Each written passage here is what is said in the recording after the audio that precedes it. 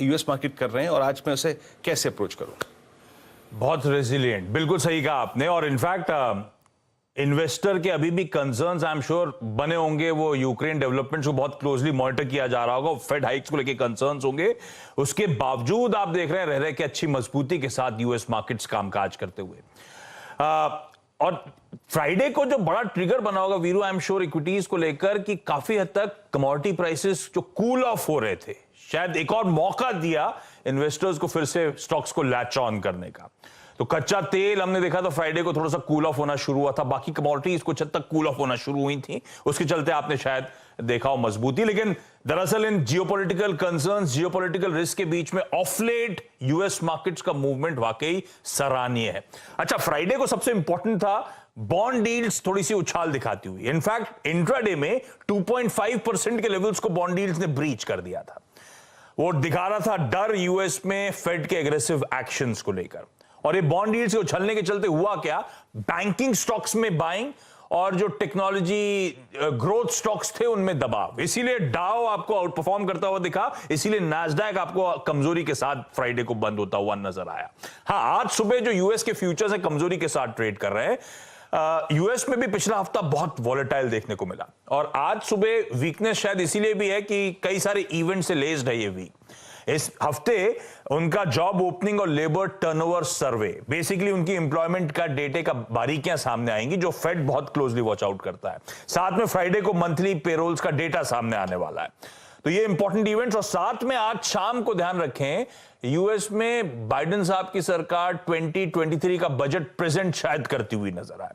तो इन सब इवेंट्स से पहले स्लाइट वीकनेस के साथ फ्यूचर्स कामकाज करते हुए।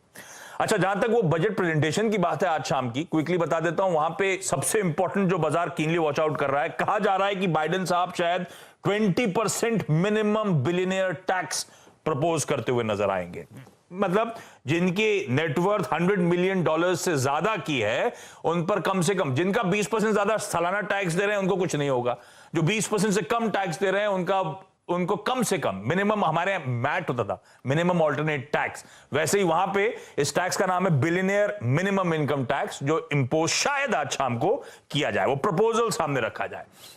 इन सब के बीच में वीरू, यूक्रेन को लेकर वो आप तो सेकंड मंथ पे उतरता हुआ वो रशियन इन्वेजन यूक्रेन का 30 दिन से ज्यादा हो गए, और बाइडेन साहब की वो पोलैंड या यूरोप का दौरे का 3rd डे था, वो खत्म हुआ इस वीकेंड। और बाइडेन साहब ने जाते जाते एक बड़ी फेयरी सी स्पीच दे दी। आई एम श्योर आपने भी पढ़ा होगा, स्पीच का अपडेट हर जगह आए थे। उस स्पीच में उन्होंने कहा कि Putin can not remain in power. उनके वर्ड्स में बताता हूं, for God sake this man can not remain in power. और इस स्पीच ने बड़ी खलबली मचा दी दुनिया भर में। उसके बाद उस स्पीच के जस्ट बाद व्हाइट हाउस के क्लैरिफिकेशन सामने आए कि नहीं, पुतिन साहब के लिए, बाइडेन साहब का यह कहना नहीं था कि रशिया में वो पावर में नहीं रह सकते या कोई रिजीम चेंज की बात कर रहे हैं।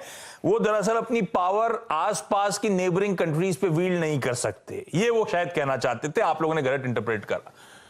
वो कहना तो चाहते थे, वो तो क्लियर हो चुका था, शायद टेलीप्रॉम्प्टर गड़बड़ा गया उनका। जो भी हुआ, वो फेरी स्पीच के बाद क्लैरिफिकेशन जल्द आते हुए नजर आए। अच्छा, एक और चीज, इस वीकेंड पे फिर वो जॉब अप्रूवल रेटिंग्स आती हैं। वहां पे प्रेसिडेंट साहब की जॉब अप्रूवल रेटिंग्स आती हैं। जो बाइडेन साहब की जो अप्रूवल रेटिंग्स है वीरू, वो 40% पे पहुंचती हुई दूसरा साल है जब उनकी अप्रूवल रेटिंग गिर रही है। दरअसल जो काम कर रहे हैं आम जनता को काम पसंद नहीं आ रहा है, तो उनकी अप्रूवल रेटिंग्स लगातार गिरती हुई आपको नजर आएंगी। 2 क्यूज और, ये तो खैर ग्लोबल मैपिंग हो गई क्विकली आपके लिए। 2 क्यूज और जिसमें वीरू ने बात छेड़ दी सुबह सुबह, वो चाइना के कंसर्न्स। हाँ, कोविड कंसर्न्स चाइना में बढ़ रहे हैं और अब दिक्कत की बात कि उनकी सबसे इंपॉर्टेंट सिटी शंघाई आज से फेज्ड लॉकडाउन में जा रही है। दरअसल ईस्टर्न शंघाई आज से 5 दिनों के लिए लॉकडाउन में जा रहा है, स्ट्रिक्ट लॉकडाउन में, जहां पे उस पॉपुलेशन की एग्रेसिव टेस्टिंग वगैरह सब कुछ होगी। उसके बाद वेस्टर्न शंघाई जो है फ्राइडे ऑनवर्ड्स लॉकडाउन में चला जाएगा। चाइना में इस तरह से एग्रेसिव लॉकडाउन कहा जा रहा है, वो 2 साल पहले जब कोविड स्पाइक्स आए थे उसके बाद से सबसे बड़ी दिक्कत का सिनेरियो इस समय चाइना में बनता हुआ नजर आ रहा है। और एक क्यू कच्चे तेल का है जो नरम पड़ गया $114 पे। हम फ्राइडे को $118 पे छोड़ के गए थे। क्यों? जबकि वीकेंड पे आपने इमेजेस आती हुई देखी होंगी, सऊदी अरेबिया में एक फैसिलिटी पे फिर से एक बॉम्ब ब्लास्ट की इमेजेस आई थी, आग निकलती हुई। वो दरअसल हाउती रेबल्स ने क्लेम भी कर दिया कि उन्होंने अटैक करा था उस जिद्दा की फैसिलिटी पर। फिर क्यों क्रूड नरम पड़ गया है? क्रूड इसीलिए नरम पड़ गया है, सबसे इंपॉर्टेंट, कि फाइनली वो जो ईयू समिट सैटरडे को कल्मिनेट हुई, कोई भी यहां पे सैंक्शंस ऑयल एंड गैस को लेकर नहीं सामने आए। तो एक बड़ा की ओवरहैंग खत्म होता हुआ, जिसके इंडिकेशंस हमें फ्राइडे को कंटिन्यूस सेशन में मिलने लगे थे, पर ये फाइनली हुआ। और इसीलिए आप देख रहे हैं ब्रेंट इस समय दरअसल $114 के आसपास ट्रेड कर रहा है, कूल ऑफ हो चुका है, करंट स्थिति है। तो ये सब वीरू ग्लोबल डेवलपमेंट्स हैं जिस पे हमें रिएक्ट करना है। हाँ, तस्वीर इतनी बुरी नहीं है अगर कोविड के स्पाइरल को छोड़ दिया है। कोविड चाइना सेंट्रिक ज्यादा इशू है, यूरोप सेंट्रिक इशू ज्यादा बन गया है। हिंदुस्तान में तो आप सही कह रहे हो, हमने scheduled commercial flights, international air travel कल खोल दिया, बच्चे स्कूल जा रहे हैं। हमारे यहाँ टच वुड अब तक इस तरह की कोई दिक्कत नहीं है। तो उस डेवलपमेंट को नजर रखनी है, उस पर अभी इस समय कोई घबराने की जरूरत एटलीस्ट कोविड रिलेटेड नहीं नजर आती। लेकिन वीरू, अब जरा मार्केट्स की बात, फ्राइडे का सेशन जरा स्क्रीन पर लेकर आइएगा। लो से एक आपसे प्रश्न पूछूंगा। हाँ आशीष, एक मैं प्रश्न